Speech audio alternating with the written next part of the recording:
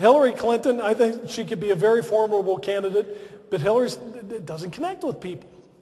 But the biggest problem for Democrats right now is that there's not a single new idea that they're talking about. What they're trying to sell are the policies of 1932 and 1968. Last time I checked, it was the year 2008. And I think John McCain wins because he'll be stronger on national security, he'll be stronger on defense, and he'll be stronger on the economy. I've heard a number of conservatives say, I don't like him. I'm not going to vote. Well, you know what? If you don't vote because you don't like him, then you better shut up the next 4 years, because that's an act of cowardice.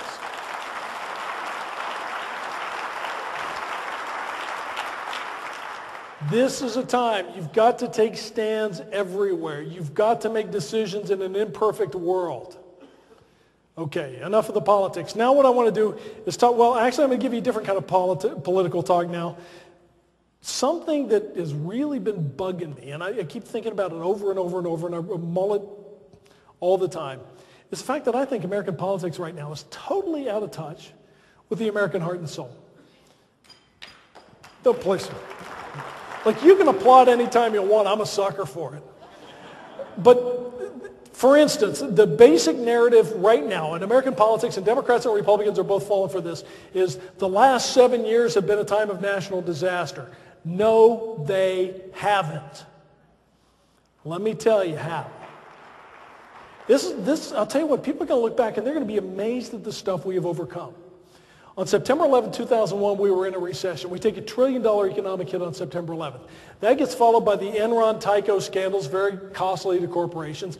Then you have war in Afghanistan, you have war in Iraq, you have Hurricane Katrina and all the other stuff, costliest natural disaster in the history of humankind. You have 110, 120, whatever the cost of oil is these days. You got the subprime lending mess. Now, if somebody had told you early in 2001 that we would have all of these things in our way, you would say, bread lines. Nobody can survive that, but in fact we did.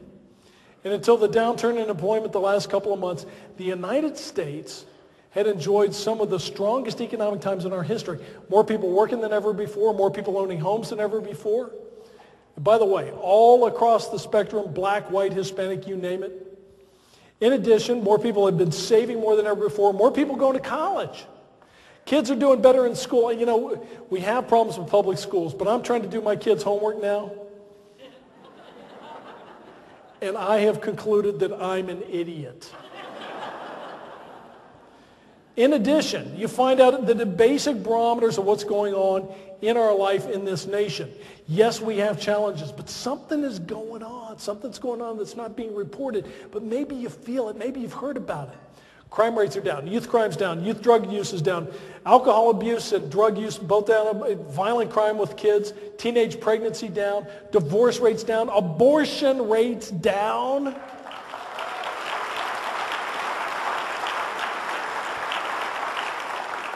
When you ask Americans how the country's doing, 80% say, oh, it's terrible. Then you ask a different question. You ask them, well, how's it going for you? And 80% say they're satisfied or very satisfied with our lives. That's an extraordinary thing. These have not been years of failure. These have been years of discovery. Go back to September 11th.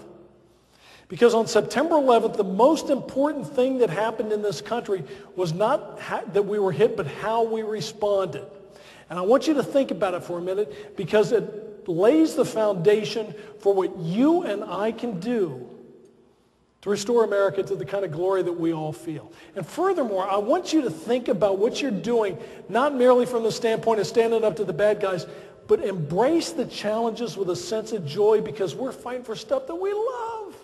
Things that make us happy, that give our lives substance and meaning and purpose. These are the things we're fighting for. September 11th. On September 11th, I was supposed to host Rush Limbaugh's radio show.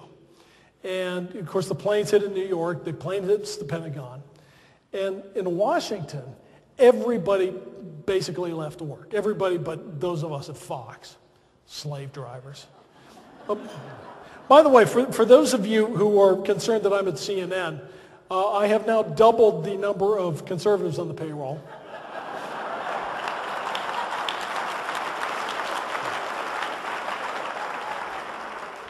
I'm engaged in important and satisfying missionary work. And you know what? They've made it clear. They're going to let me have fun. So I'm going to have a blast doing that. But I digressed. So September 11th. So I was supposed to host Rush's show, which meant I had to walk across town. That was amazing because there's total gridlock.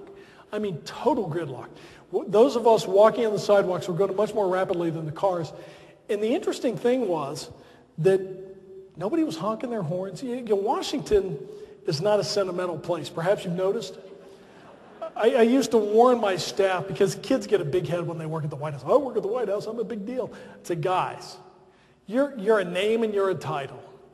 You got to remember, in Washington, you can't take friendship personally.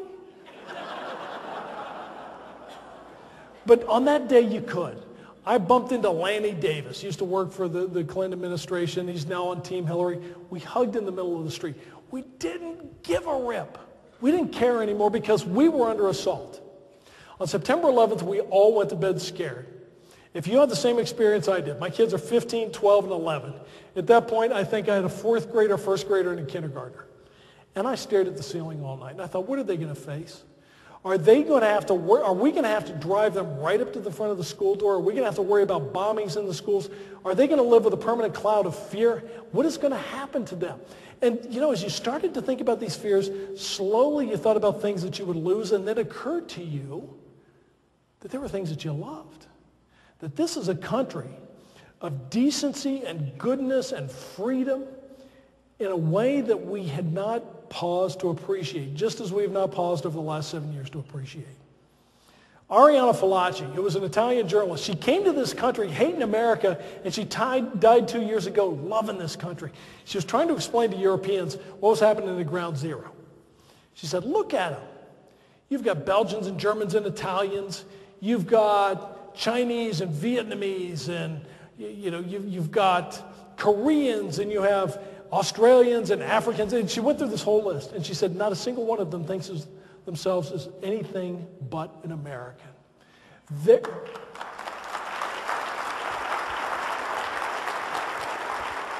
There they are shouting, USA, USA, USA, much to the shock of the entire world. Why?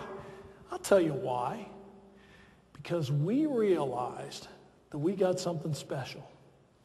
We have a nation that was conceived in liberty, in the notion of freedom. What does freedom say? That freedom is government's message, at least when it's done the right way, to the people, that you have undeniable, unbreakable dignity. We're all endowed by our creators with certain inalienable rights. By our Creator. This dignity cannot be taken away from anybody. As a matter of fact, when we set people free, we allow them to become engines of destiny so that the poor can become rich and the rich can become poor. But anybody, if they harness their creative power, that God-given creative power, they can do amazing things. Here, I'm a cancer patient. It's been mentioned once or twice. I don't want to be a professional cancer patient, but I'll tell you something. I look at what's going on in the medical community right now, and it is amazing. If you look at colon cancer, which I have, the innovation curve is incredible. I've already told my kids if I live 3 years, I'm dying of old age. And they kind of dread that, but it's going to happen. But the fact is, new things are piling on all the time, and I think about the people who get involved in this. My oncologist, his wife has breast cancer.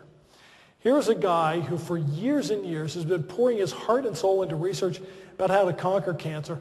Many of his patients die. He's a great doctor. He looks them in the eye. He grieves as patients die. And at the same time, he's applying his intellect and his heart and soul into the quest to come up with cures. Very special people because it's an emotional, intellectual commitment unlike any other. But it also opens up a window into the kind of people we are. We are a people who are hungry to do good.